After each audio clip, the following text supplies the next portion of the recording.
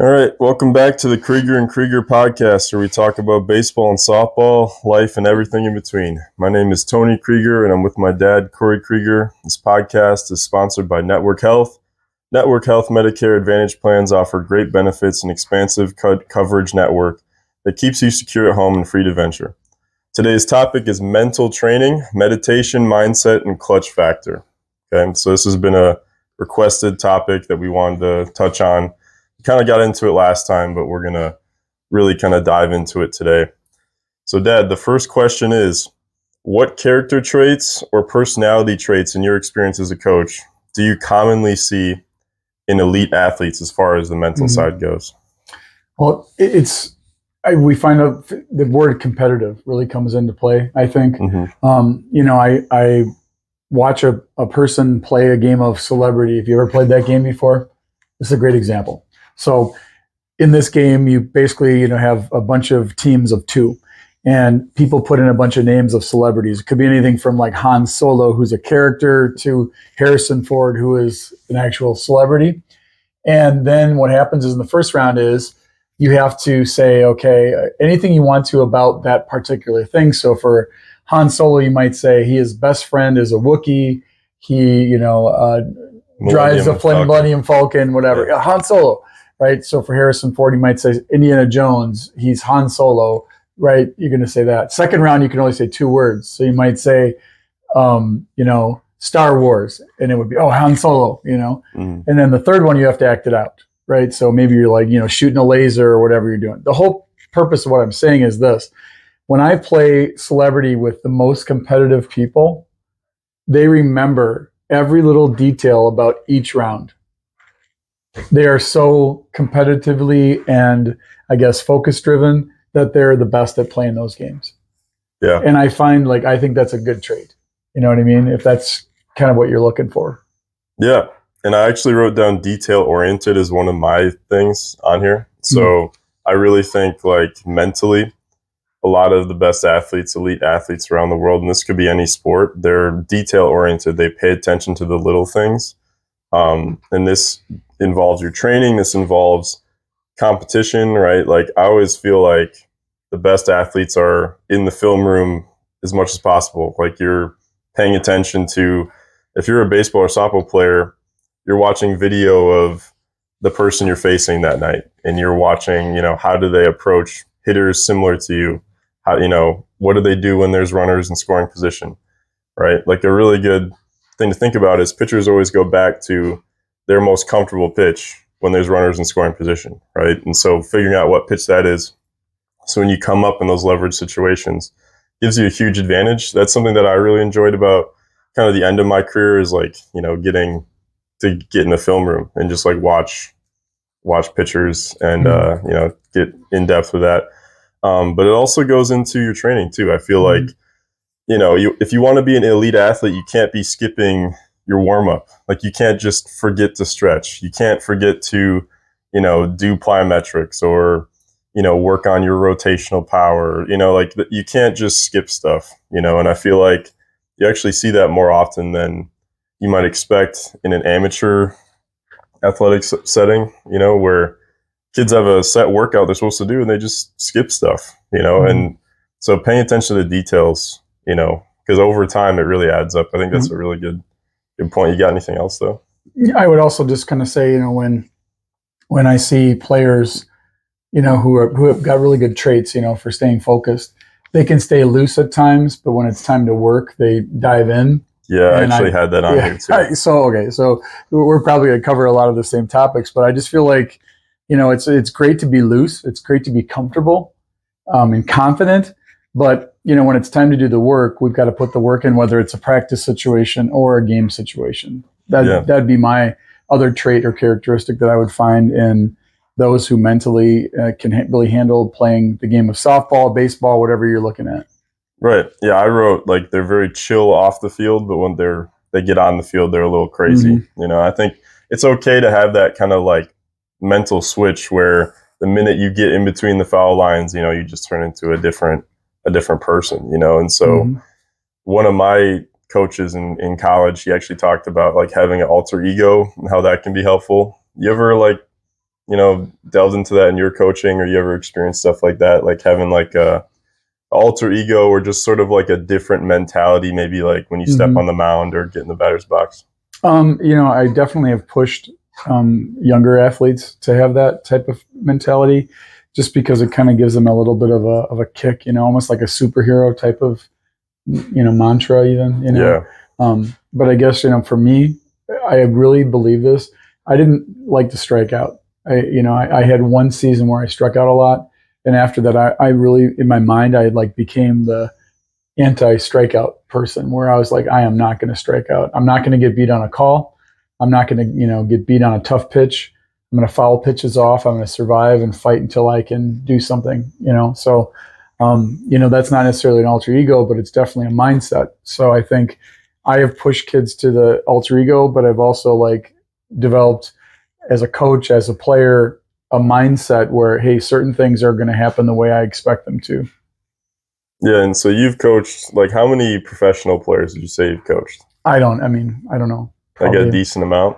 Yeah. And what about like high-level college players? Same thing, quite a few. And so what are the differences between like guys and girls that you've coached, let's say, that make it to like the Division I or like, upper levels of college baseball or pro baseball and softball and stuff like that, versus people who maybe don't ever necessarily make it to that level? Like, what are the mental and character traits that you see?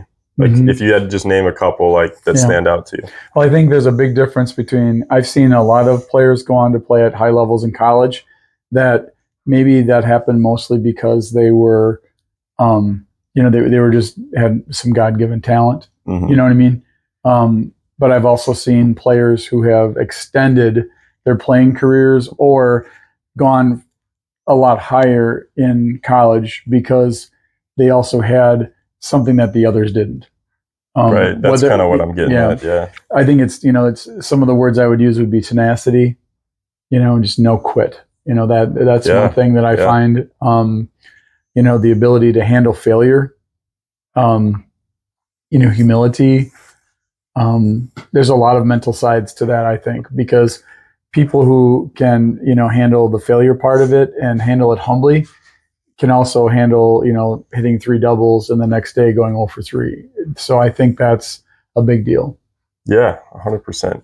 I think the not quitting thing is essential though too, right? Like, you never know when you're going to develop, a lot of kids quit too early, and in my experience, and you never really realize when you're going to reach your full potential, especially if you're a baseball player listening to this. Your prime is, pretty late in your career. Like, the prime for a baseball player is, mid-20s. So you don't really know what your potential is until you actually get there. And so you could be the last guy off the bench on your JV team and end up being a pro player. And you've probably seen that a million times, I think of, one of the players that I coached in college. He wanted to play professionally. He wasn't drafted out of his senior year or junior year. He wasn't really looked at or to be signed. But as he was traveling around trying to find different teams, there was a famous story. He literally tried out, I think it was in California or something like that, for Prince Fielder's dad. Cecil Fielder was coaching a team. And he literally saw him and didn't like the way he ran, and he didn't like the way he did like his 60-yard dash and all this stuff. And he's like, yeah, you're done, and told him to leave. And he said, I will not leave until you see me hit. And Cecil's like, no, I saw you run. I don't want you. He's like, you got to see me hit. And it went on for a while, and he finally gave him a chance, and he hit. And they ended up signing him. His best strength was his bat.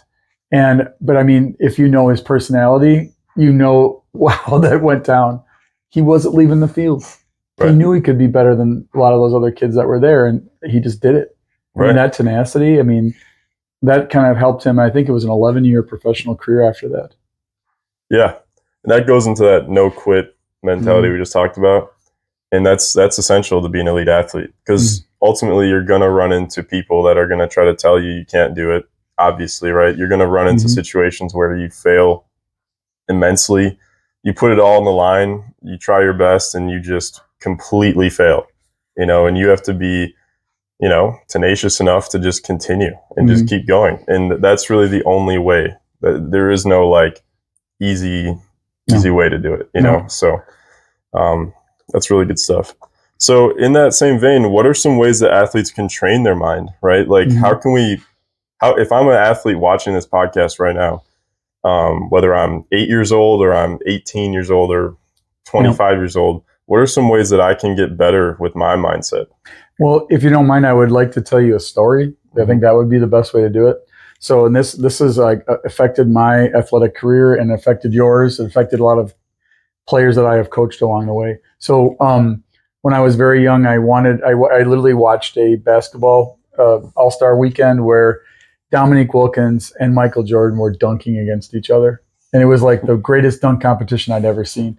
It was, the first time, the year before, Dominique Wilkins had beaten Jordan, and it was a really close, points here, points there. The next year was in Chicago, so Jordan kind of brought his A game, but Dominique just was a human highlight reel. He just could do anything, So I'm watching this, and I'm saying to myself, I really want to dunk.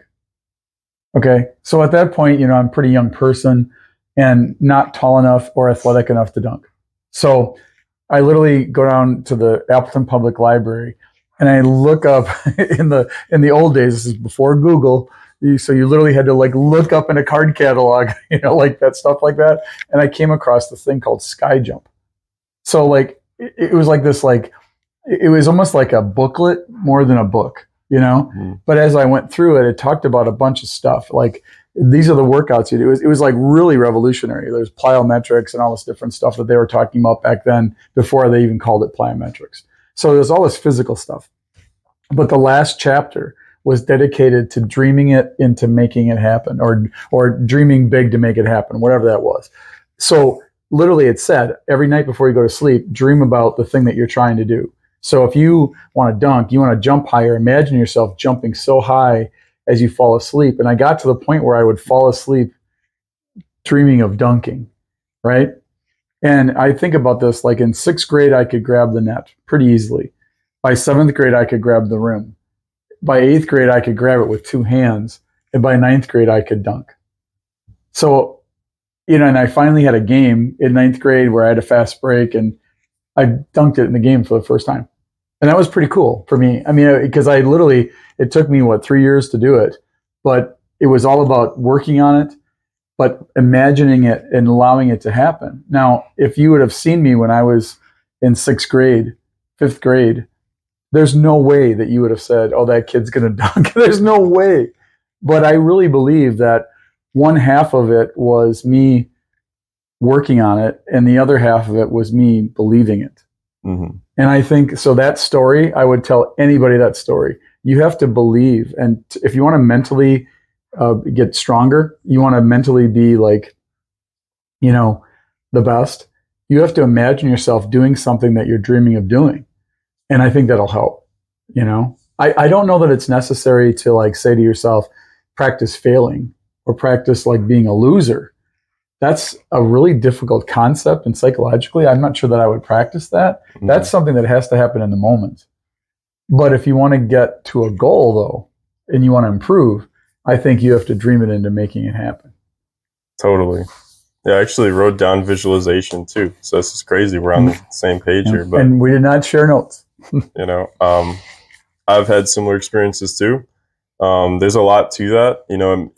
In him telling that story, maybe, to some people who aren't in super well versed in this kind of stuff, it might feel like, like voodoo magic stuff, but it is real. Like you talk stuff into existence, right? So whatever you're thinking about, whatever you continually put energy towards, eventually that becomes real. And there's a lot of psychology to that, but, so if you're a young player, tell yourself you can do it, visualize yourself doing it. And you could apply the same thing if you're a young kid looking to hit your first home run. Imagine yourself getting the pitch you want, catching it out front, the ball going over the fence, you round the bases. Imagine yourself celebrating with your teammates. That will just speak it into existence. And does that mean that we can only do that and not train, not get in the weight room? No, like you obviously have to train and stuff. but 50% of the battle is mental, right? And so if we believe it to be true, then it will be true. Now, the training part makes it easier to believe. So the more you practice, the more you get in the cage, the more you get in the weight room, the easier it is to start to believe, okay, hey, maybe I can do this. And then the visualization of it becomes easier. You know, I'm sure like the more you did plyometrics, the more you practiced in the gym and stuff, the easier it was to imagine yourself getting to that dunk, you know? So it goes hand in hand, you know? Yeah. So, all right, the next topic is anxiety and nervousness. So a lot of kids, you know, when I do lessons, I'm sure you see the same thing. When kids come in, you know, they're walking up to the plate with nervousness, they're afraid, stuff like that. What are some ways that we can kind of get around that? How can we improve nervousness for kids? I think it's the biggest thing is practicing the way that you're going to play. You know, I think that if you practice relaxed and loose, then you're going to play a little bit more relaxed and loose. We've mentioned this. There's a lot of players who will, in the game, that switch, it actually goes the opposite way for them. And instead of getting to their best, they get to their worst because they're putting so much anxiety on themselves and pressure. So I think a big thing is like practicing relaxed and loose and comfortable, being in the moment during practice. When you're all in practice and giving everything you've got and staying focused and, you know, doing all the right things that way, it should happen a little bit more in a game. So it's, for me, I think that's the best way is to practice that, is to practice it in practice, right? To dream it, as we said. But then I guess the last thing too is just, you know, allowing, I've watched so many players. This is one thing that really gets me. You know, you watch a player run up to the plate and they get called strike one, they swing and miss another one and get a called strike three and they run off the field. I think of that because as a hitter, it's so important for you to like go up there with a plan, you know, with a competitive plan. You know, it's not that I'm not going to get out or that I'm not going to ground out or whatever, but literally I'm trying to hit a line drive up the middle, or I'm trying to hit a ball, you know, barrel one up and hit it hard to the gap. Well, these are all good plans and good, you know, approaches. I think too many players, you know, have a way of, you know, like just going up there and just like surviving the at bat. Yeah. So if you want to like mentally get stronger, I think it's practicing, you know, staying loose, comfortable, and taking those things into a game, dreaming it into reality. But then at the same time, you know, also having a plan and sticking to it. I think that helps out mentally a ton. 100%.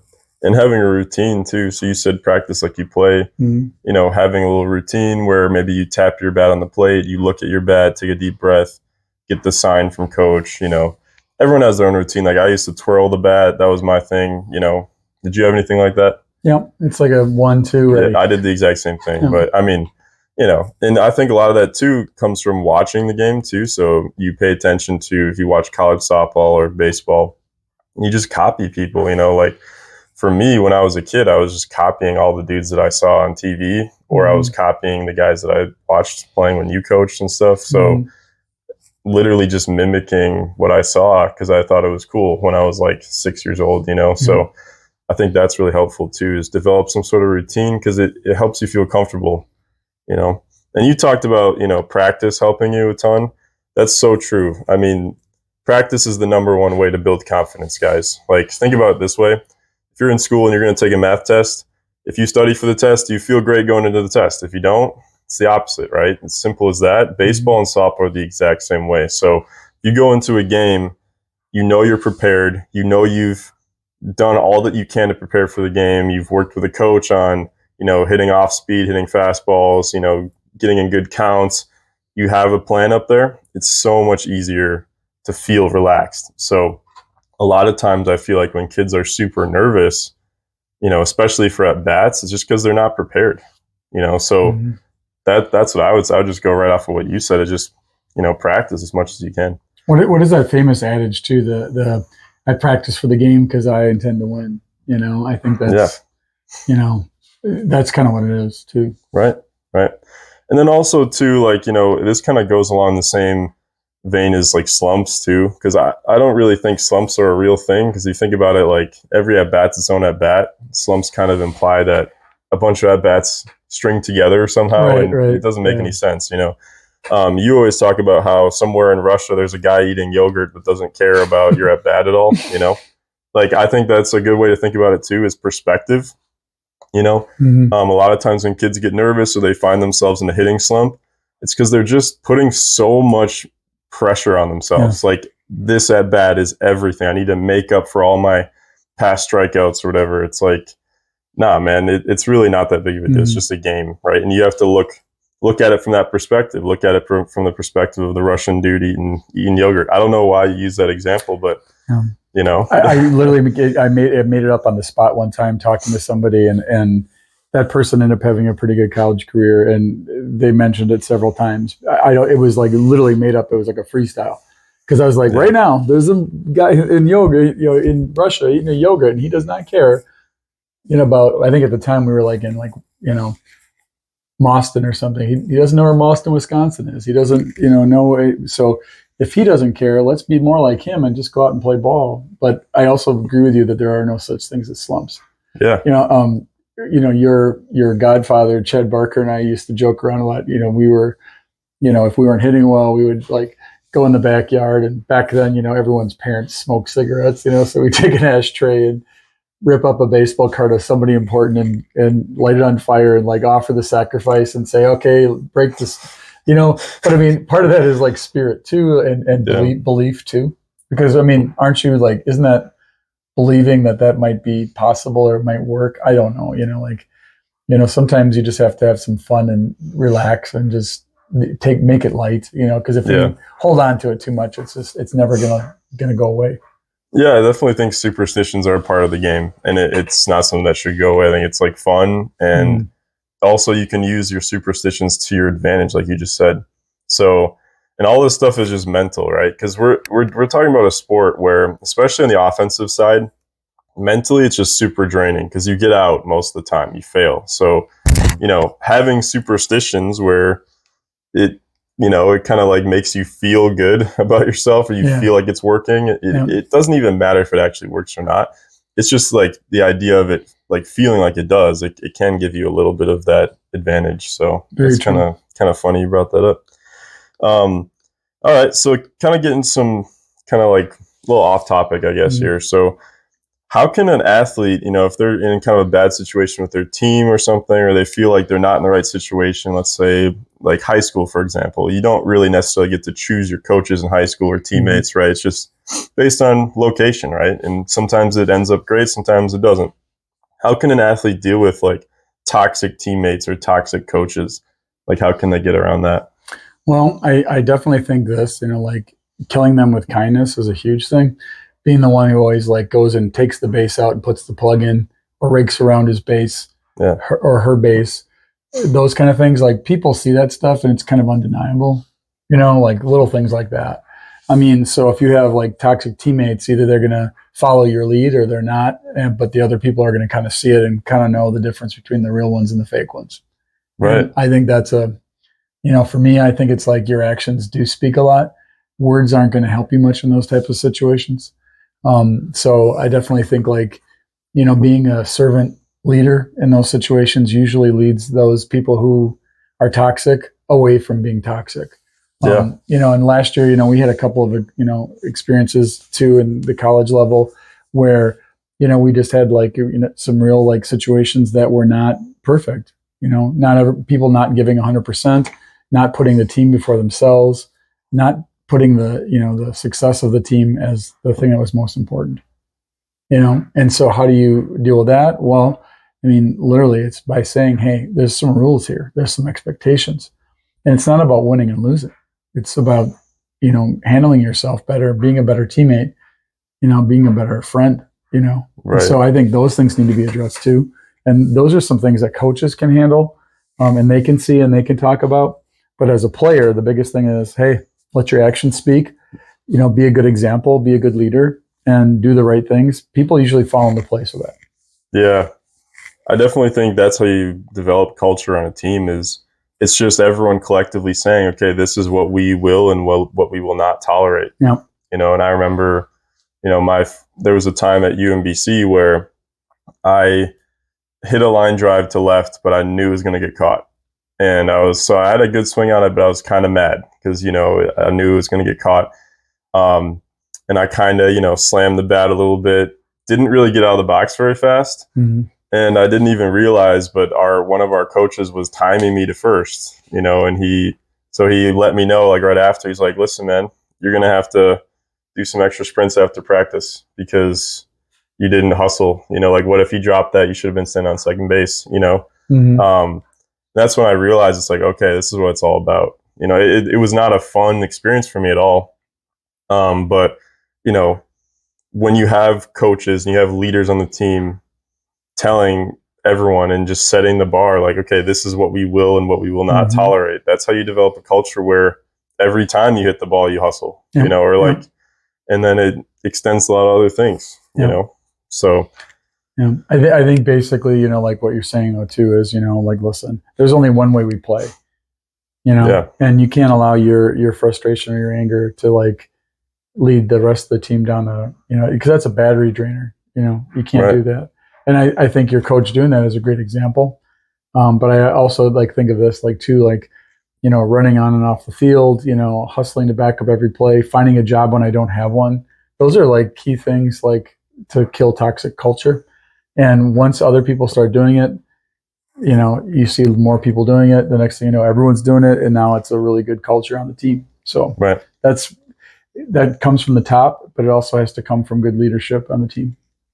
Yeah. And, you know, and that was in like the fall or something. I remember there was a couple times where I had a similar ball like in the regular season and the dude like just misplayed it. And then I ended up on second base. And it's like, you know, that's something that is a really good example. And it could apply to a million different things. It could apply to a pitcher not bouncing back after giving up a home run, or it could apply to people not like cleaning up their weight room rack, like after lifting, or, you know, like there's just so many different things that it can apply to, but that's how you build like a really strong culture with a team, you know? All right. And then what about trash talk? Is that something that is still a part of today's game? Does it have a place in today's game? How is trash talk something that you dealt with as a player? Did you ever engage in trash talk? You know, what's the difference between your era and maybe what you see today? Do you mean like trash talk at the other team, or like in the dugout, like busting someone's chops, or either one? Like, which one is acceptable, which one's not, or both, or what do you think? I think like it's good to like make jokes, you know, within a team. It actually helps with bonding, and you know, if you've ever had a friend from out east, which I know you have, like that's actually like how a lot of them like show you that they like you. Right. You know what I mean? Yeah. It's just like that's how they do things. But I was always kind of taken back by when we would play certain teams or play, you know, in college, or play certain teams like in summer ball and stuff like that when I got older, where there was so much trash talk. And like, my thing was, I was like, okay, if someone's going to say that stuff, I'm going to shut them up. You know what I mean? So it can really backfire, in my opinion, especially if your team isn't really all that good and that's all you got. You know what I mean? Right. But then you also find some teams who do that a lot that are also very good.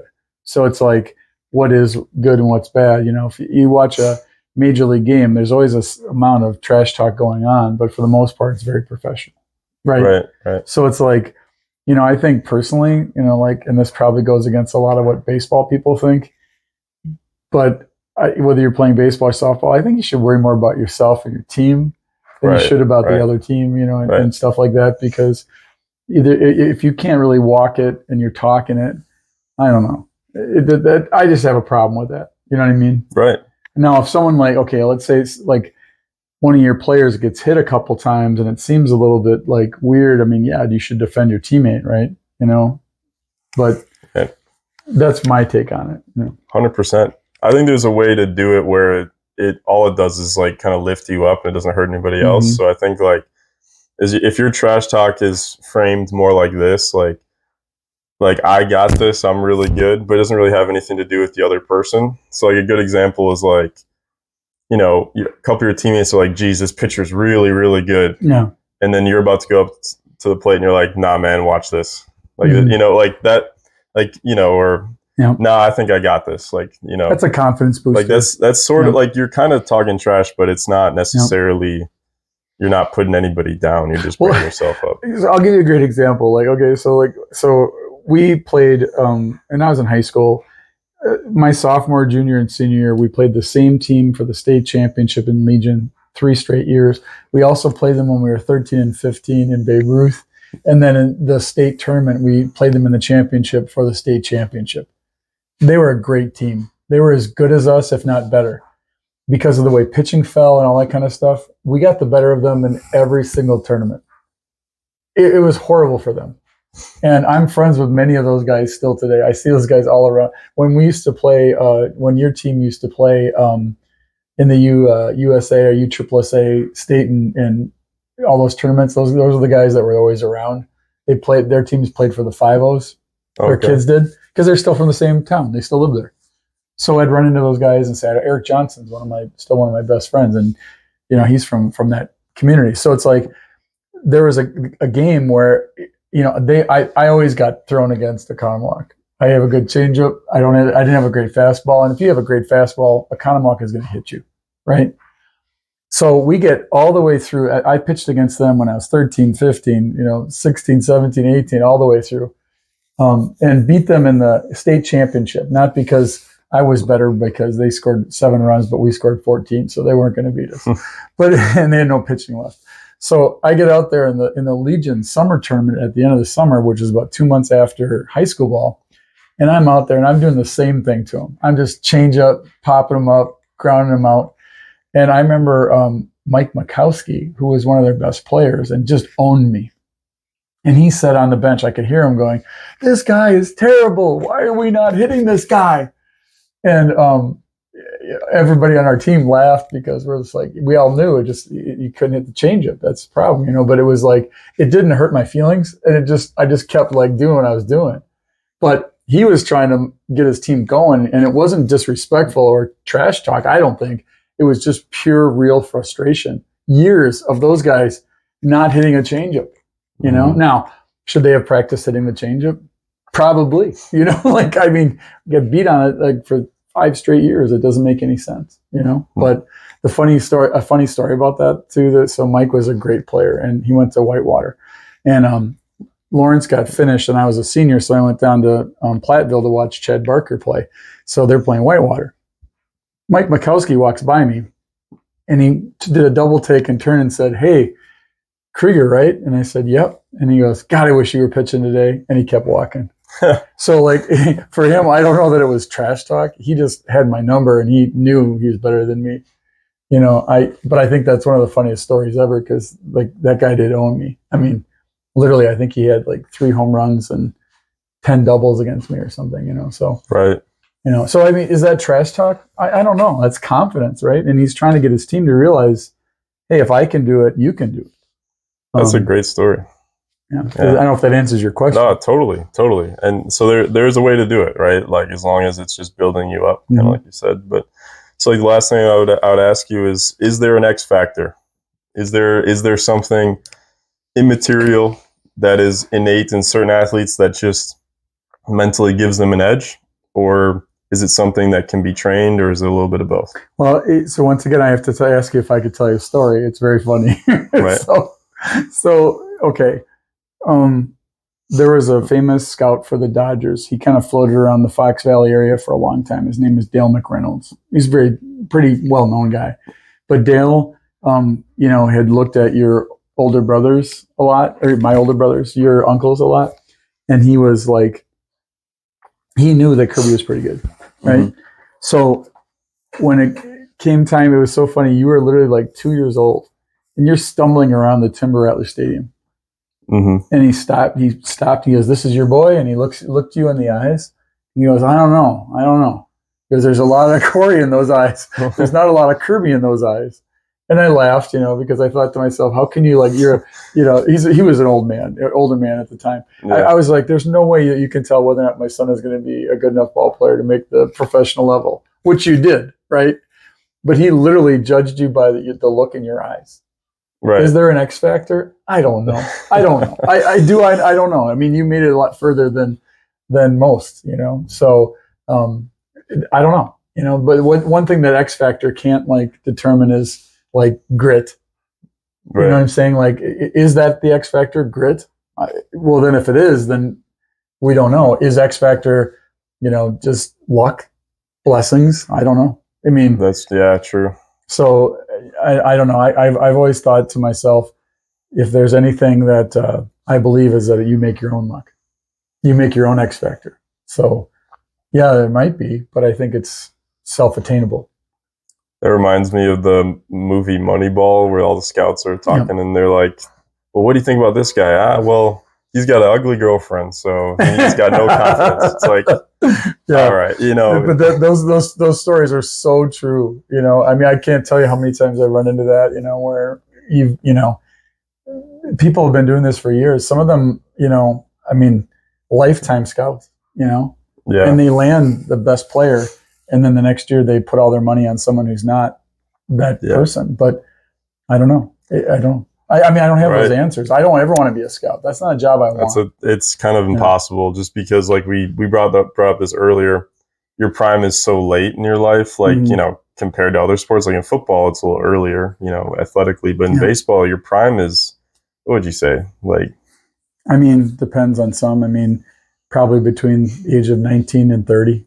Yeah, anywhere in there. And so it's just tough to be a scout. But it's very strange because, like, some of the questions scouts will ask you too is just like the weirdest stuff. Like it's like personal stuff, like what's your favorite food, or like it's what do you stuff about your family, or I don't know. It's, to me, it kind of brings up the question, like, what are they looking for? So there's a couple things I would say on that. So I just remember, like, in dealing with Dale McReynolds, when he was talking to me, and he'd pull out this big 3-ring binder, and he'd ask you all these questions. And on the bottom of it, there was like all these phrases, and I would read the phrases. It was almost like he was intentionally like making sure I saw the phrases. And they would say things like, a player that doesn't hustle out to his position doesn't belong in the Dodger organization, or they had all these little things in the bottom of their thing. Yeah. Or maybe Dale made it himself. I don't know. Maybe it was his rules. But that's one part of it, right? So I found that very interesting that they had X factors. Right. Right. But the other part that I think is super, super important is when you're dealing with, whether or not a person has got an ugly girlfriend, or whether or not, their eyes can tell you, what they can do. I cannot tell you the number of 10-year-olds, 12-year-olds, 14-year-olds that were the best player of their era, the best player of their community and their time, and never make it. Yeah, that's so true. And I can also tell you 100 kids that were pretty average, or maybe small, and got bigger, got stronger, got more athletic, and the next thing you know, they're one of the top 10 players in the area. Well, what X factor are those? Which one is that? Because maybe you have a God-given X factor, but you don't cultivate it. I think it's really helpful to be a late bloomer, because you have to learn to play the game first. You have to learn how to succeed without athletic superiority or size advantages and stuff. Whereas when you're just a freak athlete and you develop super early, when you're like 12, 14, you just dominate. You don't have to learn the nuances of the game, because you're just so much better than everybody else. So I think it's actually really helpful to be a late bloomer. So if there's any kids out there right now who are just kind of frustrated with, their lack of tools, maybe they feel like they're not fast or big enough or have enough power at the plates, arm strength, it's like, just be patient, because just continue to develop your skills, because everyone develops at different rates. And sometimes it really is, I would say it's probably the easiest route to make it to really high levels is to be a late bloomer, because once you finally develop those physical attributes, you get a little bigger, a little faster and stuff, now you actually know how to play the game. And so now you have both, and you're a really dangerous player, So that's what I would say with that. But yeah, as far as the X factor goes, I honestly have no idea what's going on there. I personally feel like certain people do just kind of like have it. I don't know what it is, but it's some sort of like switch, it feels like, that you can flip. Like, okay, I'm going to be in a competitive situation. I'm going to go and I'm going to win, So the reason I brought up that celebrity game thing. Exactly. I literally just played celebrity with somebody who I feel has the X factor. They're not the biggest person on my college softball team right now. They are not like the most athletic, but damn if that person's going to get beat. And like Right. she takes that same approach to celebrity as she takes on the mound. She does it, you know, when she's at the plate, and it's like clearly, you know, if you have full count, bases loaded, you're winning 2-1. Who do you want to throw that pitch? Right. And I think that's a clear answer. Yeah. Right. So, yeah, I mean, I just think that's just something all of us have to. Yeah, that's so powerful. I think if you're wondering, okay, do I have the X factor? Ask yourself this, you know, or if it happens in a game, just notice how you feel about it.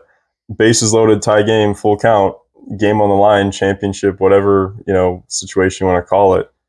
Do you want the ball? You know, do you want to be in the box? Mm-hmm. You know, and so that is probably the main thing. You can apply it to basketball too. Clock's running out, tie game. You know, do you want to take the shot? That's something that Michael Jordan used to say. I mean, there's so many documentaries on him, but Yeah. you know, he would always talk about that. Like, I want the ball, I want the last shot. You know, so that's probably really what it is, and it can be applied to a lot of different things. So, Agreed. Got any closing remarks here? No, I just think that, you know, just remember for everybody out there, you know, the mental side, it needs to be cultivated and trained just as much as your, you know, physical ability. So sometimes, you know, I think the biggest thing Tony always talks about with mental side is you could have the nicest car in the world. You know, you could have a, you know, Lamborghini Countach. You could have a, you know, a Ferrari or whatever. But if it, you put water in the gas tank, it's really not going to run very well, right? So your body could be ready, but if your mind's not, you're not going to succeed. Yeah. Yeah, and that's one of the things I really like about what we do at the school is that in every lesson, in every camp, that we talk about the mental side. So that's make sure you guys subscribe, and we'll keep giving you guys more content.